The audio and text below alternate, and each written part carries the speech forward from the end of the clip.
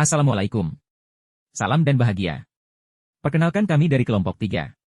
Yang beranggotakan Bu Safiatul Firda, Bu Siti Musfirotul, Pak Arif Yuni Admoko, dan yang terakhir, Pak Ihwal Praja. Pada kesempatan kali ini kelompok kami akan mempresentasikan tugas ruang kolaborasi 1.2, yaitu nilai dan peran guru penggerak. Seperti yang kita ketahui bersama bahwa guru penggerak memiliki beberapa nilai, yaitu mandiri, inovatif, reflektif, kolaboratif, dan berpihak pada murid. Nilai-nilai tersebut memiliki tujuan untuk mewujudkan peranan sebagai guru penggerak. Adapun peran guru penggerak adalah menjadi pemimpin pembelajaran, menjadi coach bagi guru lain, mendorong kolaborasi, mewujudkan kepemimpinan murid, dan menggerakkan komunitas praktisi. Nilai dan peran tersebut nampak pada guru-guru pada kelompok kami. Misalnya, Ibu Siti Musfirotul Husna atau Bu Vivi. Beliau memiliki nilai guru penggerak yaitu inovatif dan kolaboratif, yang sesuai dengan peran Bu Vivi untuk mewujudkan kepemimpinan siswa. Kegiatan yang dilakukan untuk mewujudkan peran tersebut adalah mengembangkan ekstrakurikuler sekolah sehingga bisa memunculkan prestasi. Dan untuk strategi penguatan yang dilakukan Bu Vivi adalah melaksanakan pembelajaran berbasis abad 21 sesuai dengan kodrat zaman. Berinovasi mengembangkan materi pembelajaran, baik berupa media maupun alat untuk memudahkan anak memahami pembelajaran. Berkolaborasi dengan rekan sejawat dan berdiskusi demi mengembangkan pendidikan di sekolah. Ibu Safiatul Firda, atau Ibu Firda. Nilai yang kuat dalam diri Bu Firda sebagai guru penggerak adalah kolaboratif. Dengan peran yang dilakukan Bu Firda adalah menjadi pemimpin pembelajaran. Kegiatan yang dilakukan Bu Firda dalam mewujudkan perannya adalah dengan melakukan pembelajaran yang berdiferensiasi. Sementara untuk penguatannya, yang dilakukan Bu Firda adalah mengikuti kegiatan pelatihan mandiri, membuat program literasi seperti pojok baca dan kunjungan rutin perpustakaan, serta melaksanakan program kegiatan ekstrakurikuler yang berkaitan dengan bakat dan minat dalam bidang non-akademik, yaitu paskibraka, pramuka, banjari, dan futsal. Selanjutnya, ada Pak Arif. Pak Arif memiliki nilai yang menonjol dalam dirinya yaitu inovatif. Dengan nilai ini Pak Arif ingin mewujudkan kepemimpinan murid. Untuk mewujudkan peran tersebut Pak Arif membuat program pengembangan ekstrakurikuler bakat minat siswa di bidang olahraga dan kesenian.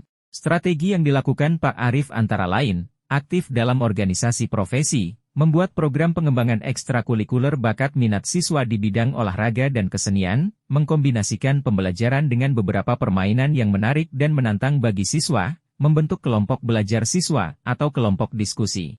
Terakhir adalah Pak Ihwal Praja. Beliau memiliki nilai kolaboratif.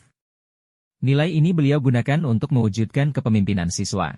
Untuk mewujudkan peran tersebut beliau melakukan kegiatan yang memanfaatkan potensi lokal dan memberikan pengalaman baru untuk membangun rasa cinta belajar. Yang nantinya diharapkan di masa mendatang akan menjadi bekal untuk hidup atau yang disebut dengan kecakapan hidup. Strategi untuk mewujudkan hal tersebut antara lain: belajar di alam terbuka, membentuk kelompok belajar siswa, bekerja sama dengan berbagai pihak, baik teman sejawat, wali murid, warga masyarakat, mahasiswa, komunitas dan lain-lain.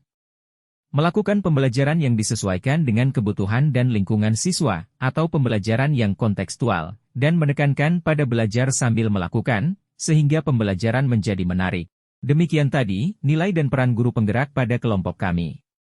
Selanjutnya, dari hasil diskusi untuk membuat kegiatan yang inovatif dan kolaboratif, kelompok kami memutuskan untuk membuat kegiatan yang bertema Minggu Bahagia. Minggu Bahagia adalah kegiatan mingguan yaitu dilaksanakan setiap 1 minggu sekali, yang memfokuskan pada pengetahuan, kerjasama, keterampilan dan kreativitas siswa. Bentuk Minggu Bahagia adalah dibentuknya kelas-kelas yang akan dimasuki oleh siswa.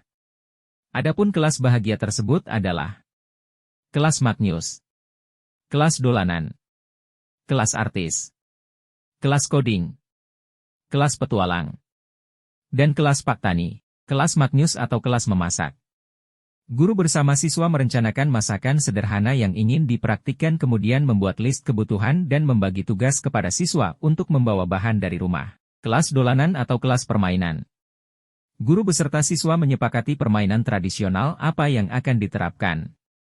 Seperti gobak sodor, egrang, patil lele, lompat karet. Atau bisa pula menggunakan permainan, dakon, cubak-cubak sueng, engklek dan lain-lain. Kelas artis atau kelas seni. Di dalam kelas seni bisa disepakati seni apa yang dapat dilakukan. Sebagai contoh, membuat gambar, mewarnai, melukis, membuat suatu kerajinan tangan, atau bisa juga memainkan alat musik, menyanyikan lagu, bermain drama dan lain-lain. Kelas game atau kelas coding. Kegiatannya tidak hanya dimaknai sebagai penggunaan atau penerapan komputer atau perangkat teknologi informasi dan komunikasi yang dikenal dengan istilah plagiat coding. Tetapi juga meliputi keseluruhan kegiatan pembelajaran coding tanpa menggunakan perangkat komputer yang dikenal dengan istilah unplagiat coding. Kelas petualang.